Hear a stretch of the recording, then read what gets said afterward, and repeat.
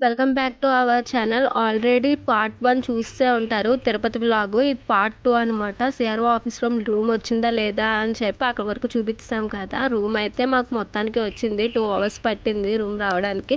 ఇంక రూమ్‌కెళ్ళిపోయి బ్యాగ్స్ అయి పెట్టేసుకొని ఇంక తలనీలాలు ఇవ్వడానికైతే వెళ్ళిపోయాం అనమాట. మా చిన్నకి తల అంటే చాలా ఇష్టం. ఇవ్వడానికైతే కొంచెం బాధపడ్డాడు. ఆ ఫేస్‌లోనే తెలుస్తుంది.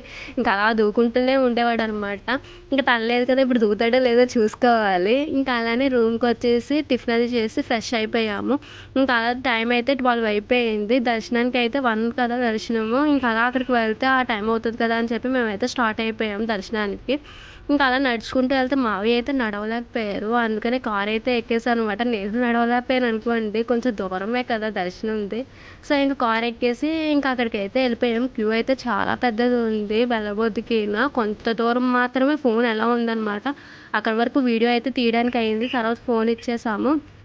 దర్శనం అవ్వబోతికి అయితే అరౌండ్ 5 అయ్యింది. ఇంక దర్శనం అవ్వగానే బయటకొచ్చేసి ఫోన్ అయితే కలెక్ట్ చేసేసుకున్నాము.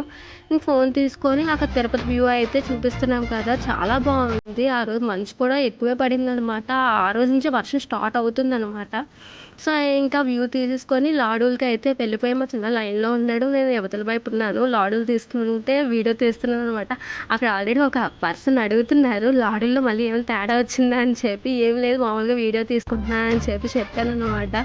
ఇంకా అలానే కోనేరు అది తీసుకుంటూ ఇంక మావయ్య ఎక్కడున్నారో వెతుక్కుంటూ వెళ్ళిపోయాము. తిరుపతి వ్యూ అయితే చాలా బాగుంది. ఇంకా అలానే అక్కడ కొన్ని పిక్స్ అయితే తీసేసుకున్నాం అనమాట. అలానే దేవుడి బొమ్మలయి తీసేసుకొని ఇంకా రిటర్న్ అయితే అయిపోయాము రూమ్‌కి. నెక్స్ట్ వీడియోలోని ఎక్కడికెళ్ళామనేది చూపిస్తాము. అంతే.